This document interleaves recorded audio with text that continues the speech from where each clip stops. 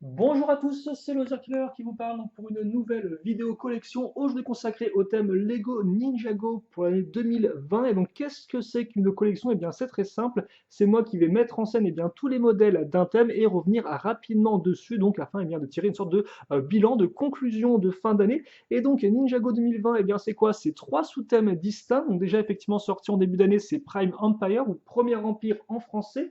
Sorti en seconde moitié d'année, ce sera Master of the Mountain ou le maître de la montagne, et enfin sorti et dans l'une et dans l'autre, c'est le troisième sous-thème, à savoir Legacy. Donc tous les modèles ensemble. Alors par contre, à noter que des fois j'ai fait des petits mélanges au niveau de la mise en scène. Donc si vous voulez vraiment voir exactement quoi contient un modèle, je vous recommande d'aller sur le Shop Atom, donc la boutique en ligne de Lego, ou par exemple le site Brick 7. À noter aussi que vous m'excuserez pour les draps qui n'ont pas été repassés. Il y a beaucoup de petits plis ici là, mais j'espère que vous arriverez à aller au-dessus de ça et effectivement à me suivre dans cette petite vidéo. Et pour commencer, on va revenir rapidement donc sur Prime Empire qui a déjà eu le droit à sa vidéo collection en début d'année. Donc rapidement, Prime Empire, qu'est-ce que c'est? Eh bien, c'est très simple. C'est un monde virtuel où disparaissent des joueurs. Forcément, les ninjas mis au courant décident eux-mêmes d'entrer dans ce jeu vidéo et se rendent compte qu'il est contrôlé par Unagami qui est le maître du jeu et donc forcément décide de l'arrêter en récupérant trois Keitana et en même temps en enquêtant pour savoir qui a créé ce jeu vidéo afin qu'il puisse peut-être les aider justement à arrêter sa création qui est devenue complètement folle. Donc Prime Empire en termes d'esthétique, c'est quoi? C'est des couleurs assez vives, hein, donc un monde virtuel haut en couleurs justement avec beaucoup d'éléments néons ou transparents et bien sûr pas mal de petites références à la pop culture des années 80 et bien sûr aussi au monde des jeux vidéo, donc avec des formes beaucoup plus carrées pour tout ce qui est véhicule ou encore structure. À noter aussi par exemple que les figurines auront toutes des barres de vie donc en guise d'accessoires, ce qui est assez intéressant à noter. On reviendra par la suite sur les figurines et vous noterez que là par contre les socles, hein, c'est mes pièces à moi, hein. Les socles ne sont pas fournis dans les modèles. Si on revient rapidement sur la petite présentation, là encore, elle est assez proche de ce que j'avais montré en début d'année, donc à savoir trois zones distinctes. Déjà, un peu l'entrée du jeu avec le hub où se regroupent les différents joueurs pour parler ensemble ou encore faire des petites emplettes d'armes ou alors de tenues personnalisées. En haut, la course fait rage avec tous les véhicules justement qui foncent et qui foncent où? Justement dans le temple de l'Empire de la Folie, ou le temple de la Folie de l'Empire, je crois, je me souviens jamais, où justement réside Unagami avec son armée de Red Visors, donc les visières rouges, qui sont là effectivement aussi pour le défendre, tout comme son dragon. Donc c'est pour la petite mise en scène. Alors qu'est-ce qu'a apporté Prime Empire à Ninjago? Alors déjà effectivement les arcade pods qui remplacent les toupies, donc des petits modèles à 10 € avec deux figurines dont une exclusive, donc parfait pour les fans de figurines, tout comme effectivement aussi le Gamers Market, donc un modèle à 34 € mais contenant pas moins de 9 figurines. Alors on a déjà eu des petits modèles comme ça avec Ninjago avec beaucoup de figurines, là vraiment ça dépasse un peu tous les records et donc forcément là encore très intéressant pour tous les petits fans de figurines en plastique à la peau jaune. À noter aussi qu'on aura un modèle 2 en 1, ce qui est très rare, même presque un cas unique dans Ninjago, avec effectivement le mecha jet ou le mecha avion de Kai. Vous pouvez faire effectivement au choix soit un mecha, soit un avion, et c'est honnêtement une très bonne idée pour augmenter la jouabilité et la construction de votre modèle. À noter aussi que tous les modèles viendront avec une petite planchette de stickers personnalisés, ce qui veut dire qu'effectivement, en plus des stickers classiques qu'il y a apposés sur les modèles, vous pourrez en imposer d'autres afin de personnaliser un peu votre modèle, donc comme dans un jeu vidéo où vous achèteriez vos skins pour vos armes ou vos personnages éventuellement. On a noté donc aussi les barres de vie. Par contre, je voulais revenir effectivement sur les figurines, car comme vous pouvez le remarquer, pour une fois, il y a un ninja qui manque à l'appel, c'est Zane. En effet, un parti pris plutôt risqué, c'est que Zane n'a pas de version digitale contrairement à ses copains. Alors il y a une version avatar en rose, mais c'est vrai que c'est assez particulier. Donc rapidement, Prime Empire, qu'est-ce que je peux vous recommander en termes de modèle? Moi personnellement, le modèle vraiment coup de cœur, excusez-moi, ça va être le temple de la folie de l'Empire. Alors pourtant, j'aime pas trop les tours, mais je dois avouer que celle-ci est particulièrement réussie, surtout du fait de son schéma de couleurs et de la répartition, avec des lignes et des bandes de couleurs tout du long du modèle, qui le rendent vraiment très fort visuellement, avec un très sérieux impact visuel. Je ne peux que vous le recommander, et en plus le mécanisme principal est plutôt ingénieux. J'ai aussi beaucoup apprécié deux dragons qui ne sont pas pour autant sans défaut, mais qui sont là encore, qui ont un bon design selon moi. Après, je dois avouer que le Prime Empire a vraiment des modèles un peu pour tout le monde, hein, que vous aimez par exemple les mini-figurines avec les Arcade Pod ou le Gamers Market, ou encore effectivement des modèles entrée de gamme plutôt complets, comme par exemple les véhicules de Jay et Lloyd, ainsi que le mecha de Kai. Et même effectivement de un peu 4 plus comme ceci, est relativement sympatoche à construire, je trouve, avec un bon petit design.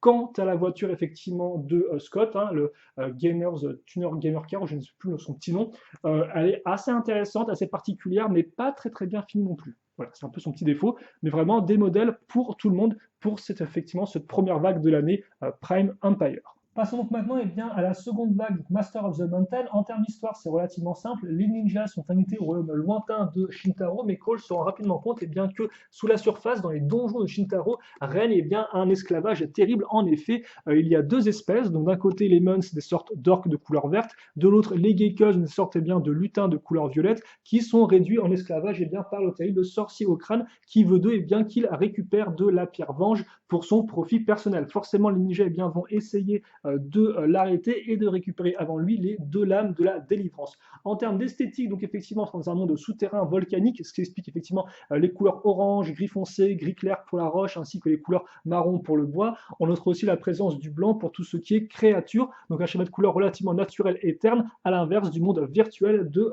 Prime Empire. En termes justement un peu de présentation, comme vous avez pu voir, j'ai repris un peu le côté montagne justement avec différents paliers, avec à chaque fois des structures ainsi que des créatures, le tout qui mène forcément au terrible donjon du sorcier au crâne qui est gardé par le dragon de ce dernier, le dragon squelette.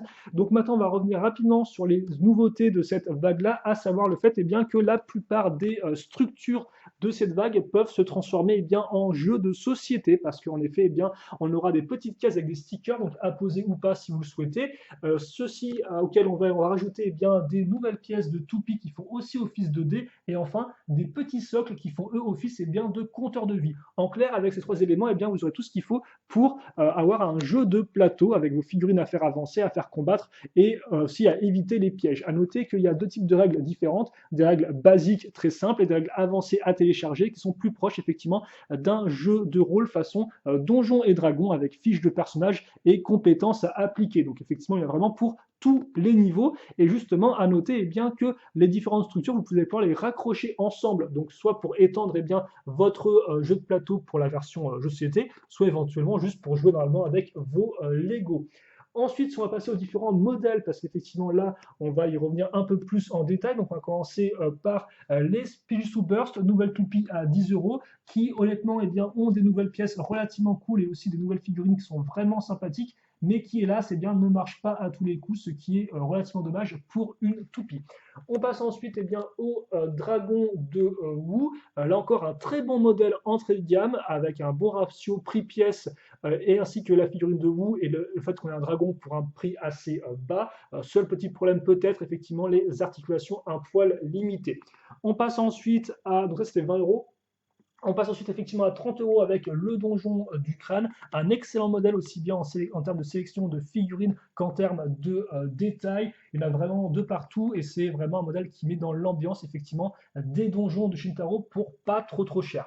On passe ensuite à 50 € avec l'animal de combat de Zen. Le premier dans Ninjago en effet, c'est l'apparition d'une créature de type rhinocéros. Donc au revoir les dragons, bonjour le rhinocéros. Et honnêtement un design qui est très réussi, vraiment imposant.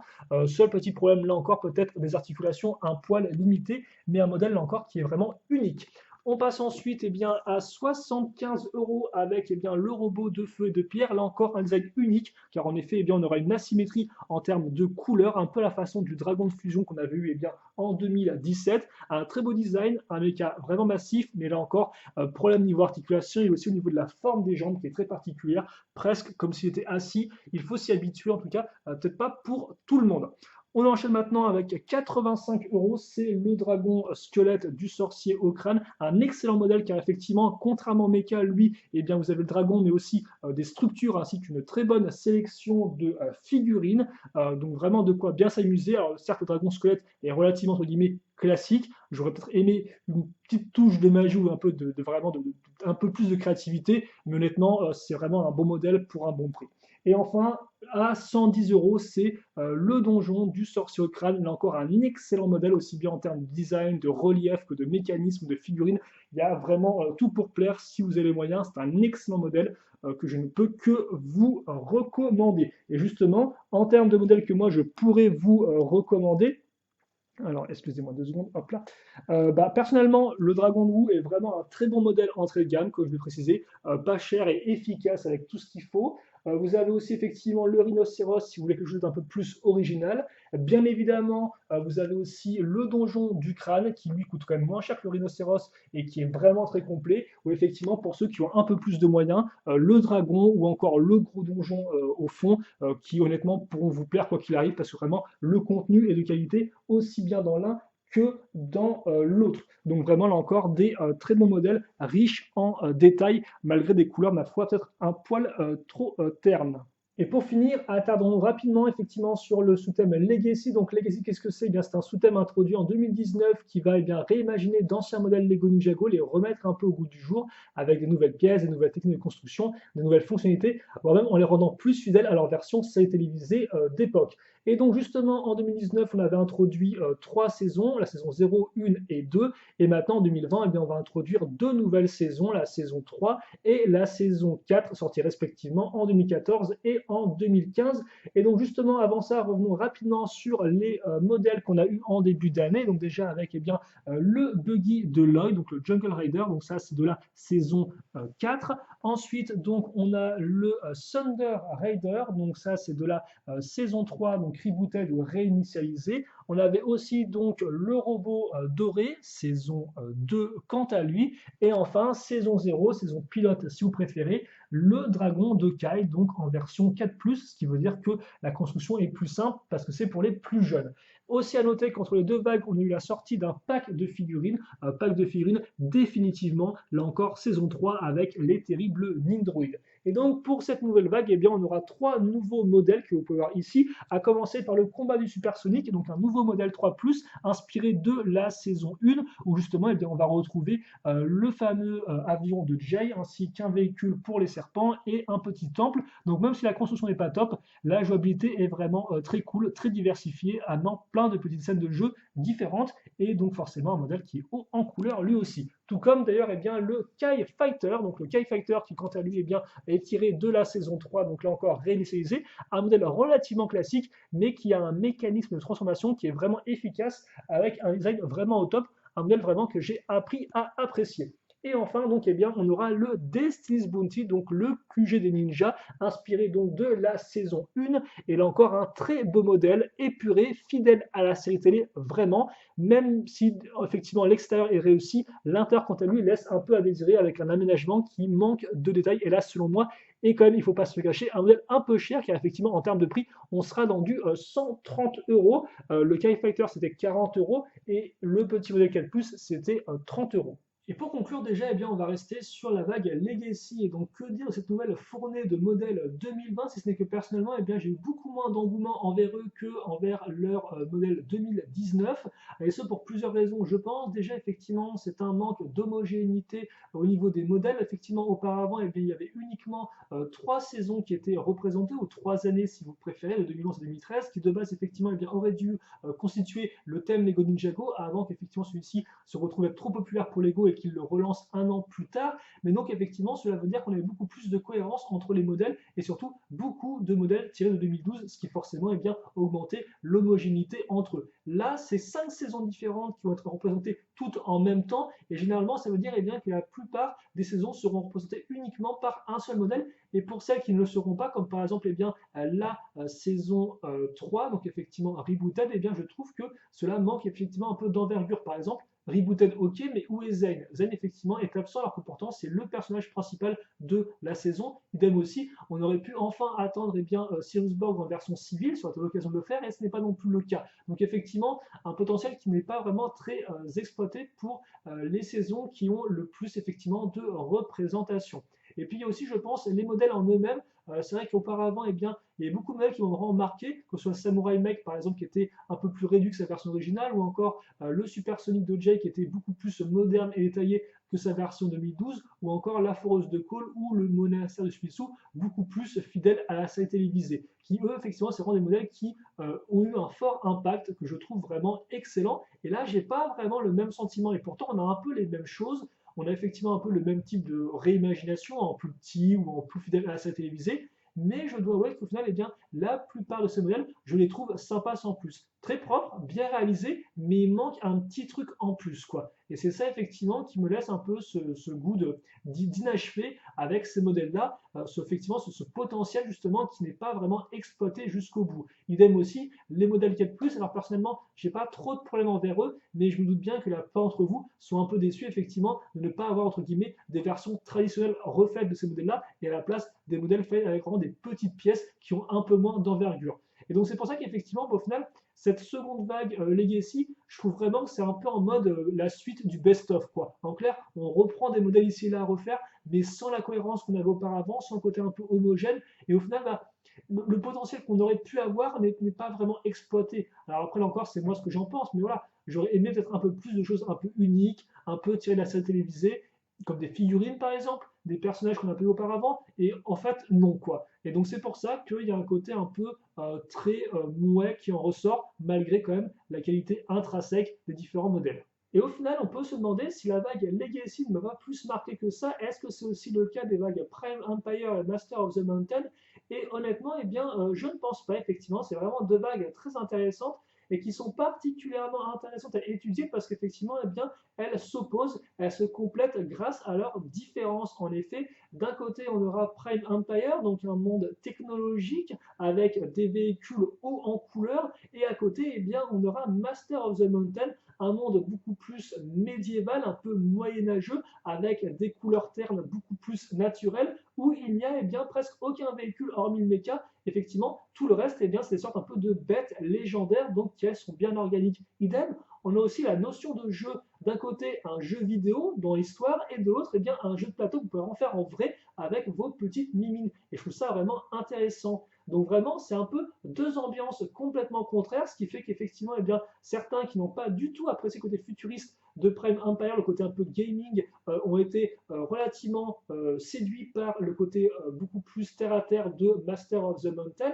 Et donc au final, c'est ça que j'aime bien, c'est qu'on a une grande diversité en 2020 avec ces deux vagues-là. Un peu comme ce qu'on avait eu effectivement en 2019, de façon un peu plus réduite avec le côté feu et le côté glace. Et bien là, c'est un peu pareil, mais aussi un peu différent et encore plus poussé selon moi. Alors après, il y a quand même des points communs, effectivement, on peut le remarquer, mais depuis 2019, on a vraiment des ennemis très diversifiés. On n'a plus uniquement un seul type de méchant dans une vague. Alors avant, c'est aussi déjà pu arriver par exemple avec l'équipage d'Anakan ou encore les fils de Carmadon, mais là c'est vraiment plus poussé effectivement. Alors déjà en 2019 on a vu les pyrovipères contre les blizzards, samouraï blizzard, mais là effectivement en vague 1 on a les visières rouges ainsi que le gang de rats, et surtout là avec Master of the Mountain encore mieux je trouve, c'est effectivement les trois espèces différentes, avec les Muns, les Geckos et les squelettes. Par contre, ce qui est un peu dommage, si on reste un peu sur les figurines et les personnages, c'est que dans les deux cas, la série télé va vraiment introduire beaucoup de nouveaux personnages qu'on n'a hélas pas en scène. Et ça, c'est vraiment dommage parce que forcément,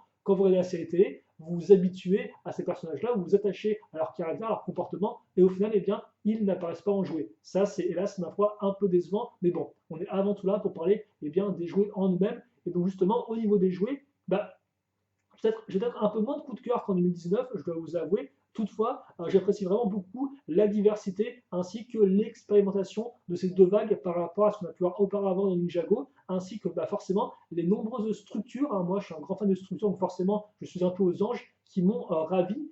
Et aussi pour ceux quand même qui ont un peu moins d'argent, mention spéciale quand même aux modèles entrée de gamme qui sont nombreux et réussis selon moi, et ceux donc de 10 jusqu'à 30 € effectivement pour les un peu plus chers, mais vraiment Il y a vraiment de quoi faire et vraiment de quoi s'amuser.